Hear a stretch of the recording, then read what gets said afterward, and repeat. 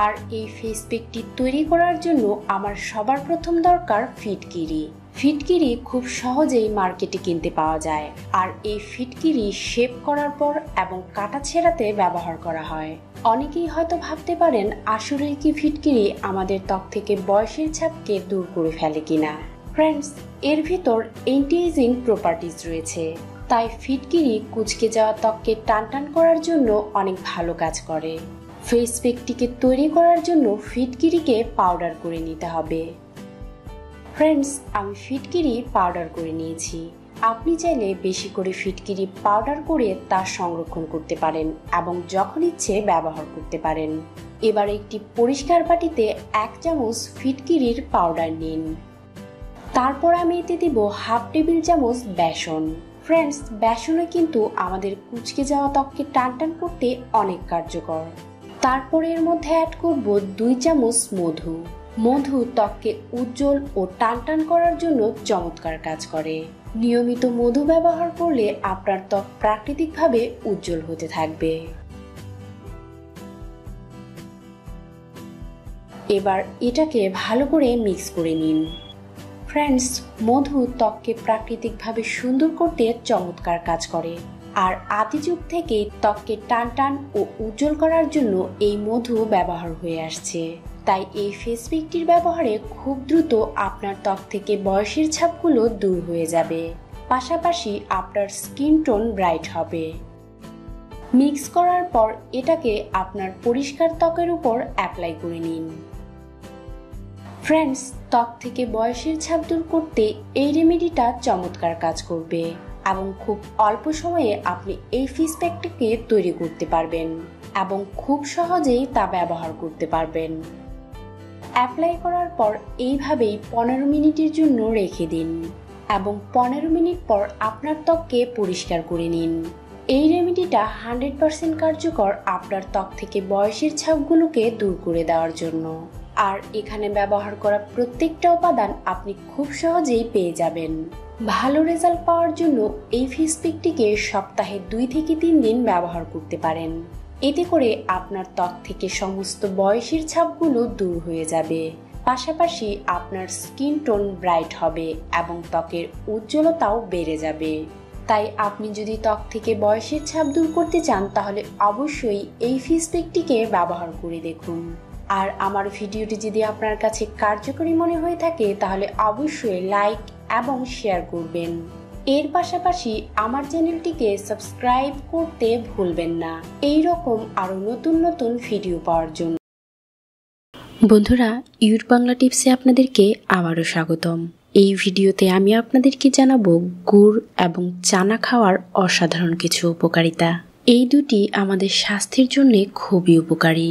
এই দুইটির অনেক ধরনের পুষ্টিগুণ রয়েছে, কিন্তু গুড় এবং চানা একসঙ্গে মিশিয়ে খেলে এর কার্যকারিতা আরো অনেক বেড়ে যায়। বিশেষ করে পুরুষের জন্য এটা অসাধারণ উপকারী। শরীরের নানা ধরনের পুষ্টির ঘাটতি পূরণ করে এটা শরীরকে শক্তিশালী করে তোলে। গুড় এবং চানা একসঙ্গে খেলে শরীরের মেটাবলিজমের মাত্রা অনেকটা বেড়ে যায়, তাই এটা ওজন কমাতেও সহায়তা করে। এই দুটির মধ্যে প্রচুর পরিমাণে ফাইবার রয়েছে, যার কারণে এগুলো খাওয়ার ফলে হজম শক্তি মজবুত এবং শক্তিশালী হয়ে যায়, তাই পেটের নানা ধরনের সমস্যা দূরে থাকে। গুড়ের সঙ্গে চানা মিশিয়ে খেলে শরীরের দূষিত পদার্থ বের হয়ে যায়, পাশাপাশি এটা রক্ত পরিষ্কার করে দেয়, তাই এগুলো খাওয়ার ফলে ত্বকের সৌন্দর্য অনেক বেড়ে যায়। গুড় এবং চানার মধ্যে ভিটামিন B6 রয়েছে, তাই এগুলো খাওয়ার ফলে ব্রেন অনেক তীক্ষ্ণ হয়ে যায় ও স্মৃতিশক্তি বেড়ে যায়।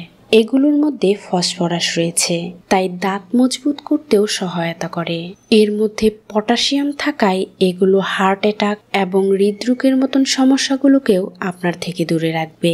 এর মধ্যে ক্যালসিয়াম থাকায় এগুলো হাড় মজবুত করে দেয় এবং কোমর ব্যথা ও হাঁটু ব্যথার যন্ত্রণা থেকেও মুক্তি দিয়ে দেয়।